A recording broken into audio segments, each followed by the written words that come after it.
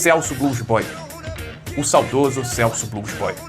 Um músico que, com a sua guitarra rock nervosa, foi responsável por abrir o mercado musical brasileiro ao blues. Até hoje, eu tenho muito carinho pelo Celso Blues Boy. Eu já contei isso em outras lives, mas ele foi o primeiro músico que eu entrevistei, se não me engano, em março ou abril de 2007. Eu tinha algum conhecimento de rock, né? Sobretudo rock progressivo na época, e não sabia muita coisa de blues, não. Naquela época eu sabia muito pouco sobre blues. E eu acabei enviando um pedido para fazer uma entrevista para ele, né? Para sua produtora, eu esqueci o nome do produtor dele, acho que era Penedo, se não estou enganado. E para minha total surpresa, eles aceitaram, né? E lá fui eu, nos backstage do Circo Voador, nunca tinha feito uma entrevista com um músico, e fui lá entrevistar o Celso Blues Boy antes do show. E por que eu guardo carinho? Ele já é um cara já estabelecido na música, né? Sendo entrevistado por um moleque que nunca tinha feito porra nenhuma com música, e ele extremamente paciente, né? Extremamente humilde, respeitando até aquelas perguntas mais óbvias que com certeza perguntaram a ele nos últimos 30 anos. You know what? Fuck you! Aquela foi a primeira entrevista, e logo depois daquela entrevista eu iniciei com o Blogspot, né? colunabluesrock.blogspot.com. O resto é história que nos leva até aqui, este exato momento deste vídeo. Passado o momento nostalgia, lá para 2007, né? Você curte o trabalho do Boteco Rock? Trabalho muito sério de pesquisa musical. Então eu faço aqui um pedido. Quem puder já deixa o like no vídeo, quem puder se inscreva no canal e divulgue aqui esse trabalho para os seus contatos que podem vir a gostar, né, de vídeos sobre música, vídeos sobre boa música, é claro. Carioca, nascido em 5 de janeiro de 1956, jovem Celso Ricardo e sua família mudaram-se para Blumenau quando ele tinha apenas 6 anos. E lá permaneceu dos 6 aos 14 anos. Abre aspas. Eu sou carioca, mas na época morava no interior, em Blumenau, Santa Catarina. Lá não tinha muito o que fazer, não tinha televisão, e eu tinha um tio-avô que morava aqui no Rio de Janeiro e viajou para os Estados Unidos. Mesmo não entendendo nada de música, comprou 50 LPs indicados pelo vendedor. Dentre esses, tinha um de um negão, que eu gostei e ficava escutando na minha vitrolinha, de pilha. Anos depois, fui saber que aquele negão era B.B. King e que aquilo se chamava blues. Já aos 9 anos, começou o relacionamento mais duradouro da sua vida. Não foi a cerveja entrou um pouquinho depois. Foi a guitarra. Eu já li também outra fonte dele falando que a primeira guitarra ele ganhou da sua avó aos 4 anos. Mas eu vou meter a referência bibliográfica principal, que é o livro do Mugiati, Blues da Lama Fama, que nós faremos aqui ao longo desse vídeo algumas leituras. Fato é que ele, na guitarra, sempre acompanhava sua irmã, pianista, tocando Jesus, a Alegria dos Homens.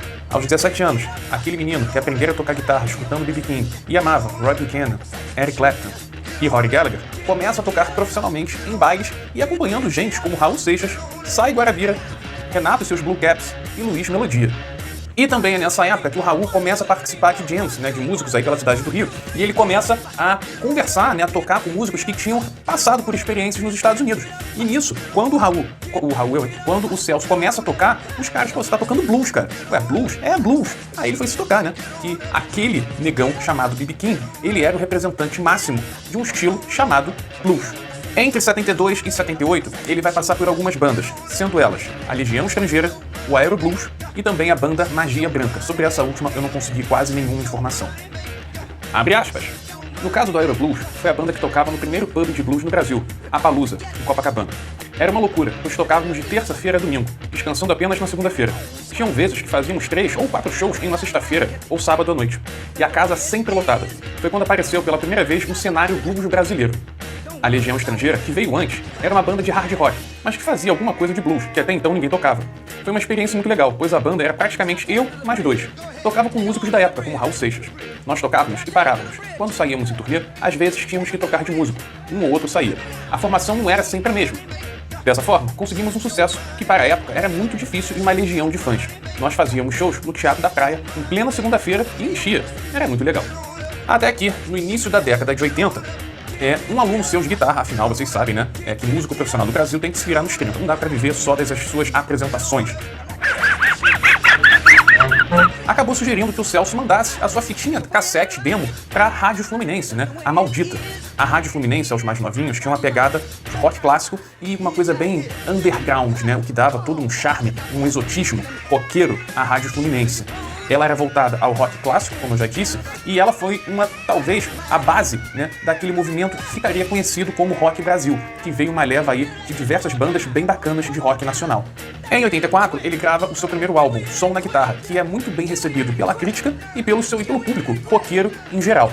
Era um blues rock barulhento, poderoso, vigoroso e com claras referências ao blues.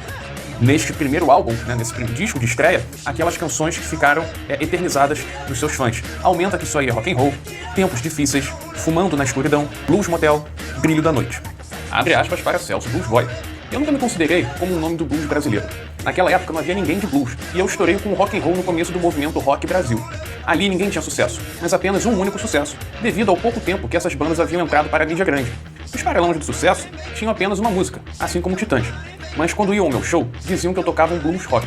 A partir disso, e do meu nome Celso Blues Boy, começou-se a criar um cenário de blues no Brasil, e um público específico ao final dos anos 90, ao final dos anos 1980. Que não é o meu caso, eu atinjo aqueles que curtem o blues e o rock. Esse depoimento do Celso ele é muito importante, porque do alto da sua sinceridade e do alto da sua humildade, né, ele deixa claro que ele nunca se viu como um músico que vivia do blues. Ele não era um artista, né, especializado no blues, ele nunca foi um bluesman, e ele sabia disso. Isso é muito bacana, né? É muito bacana escutar isso dele. Fato é, o Celso Blues Boy era um baita de um guitarrista, que como poucos, incorporou blues no seu rock and roll de forma magistral. Agora, ao colocar a alcunha Blues Boy no seu nome artístico, isso ajudou demais a abrir o mercado musical brasileiro para o estilo blues, assim como a criar uma cena de blues brasileiro.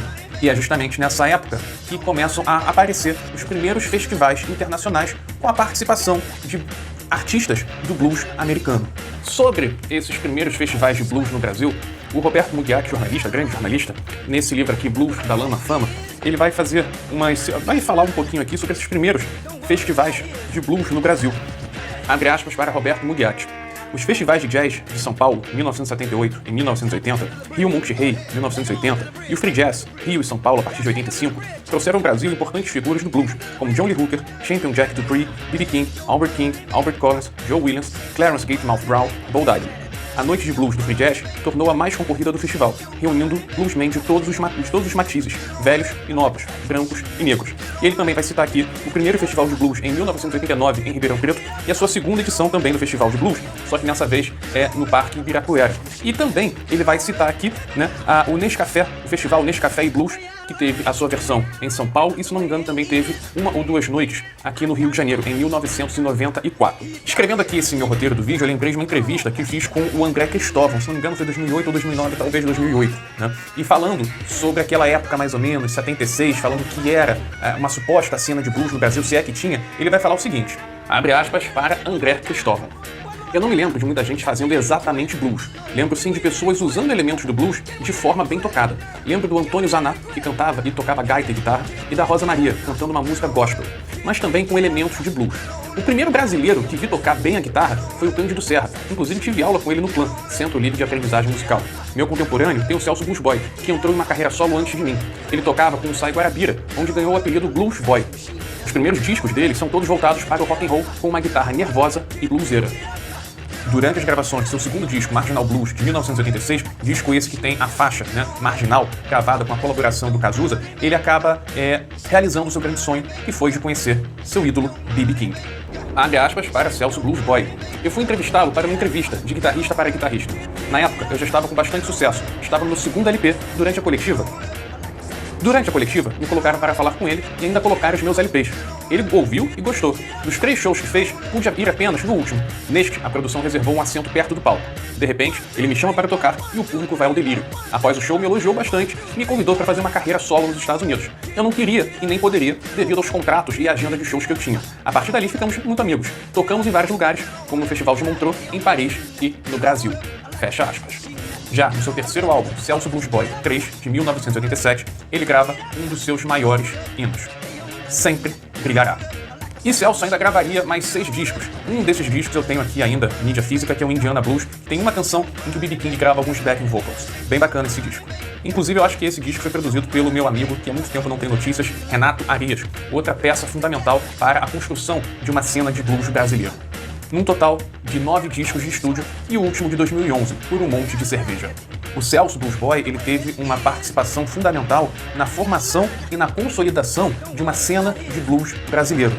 Pode parecer pouco, mas só o fato dele ter colocado Blues Boy no seu nome artístico e gravar blues rock em português, isso ajudou demais a captar diversos fãs do rock and roll também para aquela nova cena de blues. Podem não gostar, e eu respeito, mas o blues ou o blues rock cantado em português aproxima o público do artista. E isso diversos outros músicos já me falaram, já me confidenciaram em entrevistas também. Mas isso não é papo para hoje. Abre aspas para Celso Blues Boy. O grande problema do cenário blues é que há pouco trabalho autoral. Falemos sério, se você pega uma banda de blues e toca basicamente aquele quadrado de blues, coloca uma letra em inglês e diz que a música é dele, não ficará muito original. Será algo semelhante a qualquer música que se escuta em um CD de blues americano. Fecha aspas. O que você acha dessa declaração de Celso Blues Boy?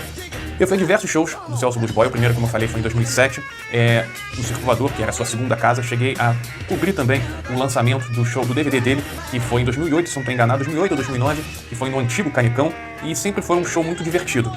Mas, já em 2010, toda aquela energia que transbordava no palco já não era mais a mesma, né? Os últimos shows que eu vi dele, se não me engano, em 2011, ele já estava muito abatido, né? Afinal, ele estava com um câncer na garganta que foi tirando a sua vitalidade, foi tirando a sua potência vocal, ele foi cada vez ficando mais calmo nas apresentações.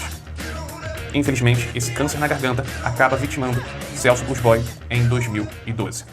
Celso Blues Boy, você veio do underground. Quem era aquele garoto com uma Fender Stratocaster na mão, ali, fumando na escuridão, com uma guitarra distorcida e gritando, como um marginal, vivendo um rock fora da lei? Ele explodiu, ganhou as rádios e a grande mídia. Tacou o foda-se e gritou, aumenta que isso aí é rock and roll. Passou por tempos difíceis. A velha mídia o esquecera. Mas seus fãs sempre o viram como um herói. Afinal, não era um amor vazio.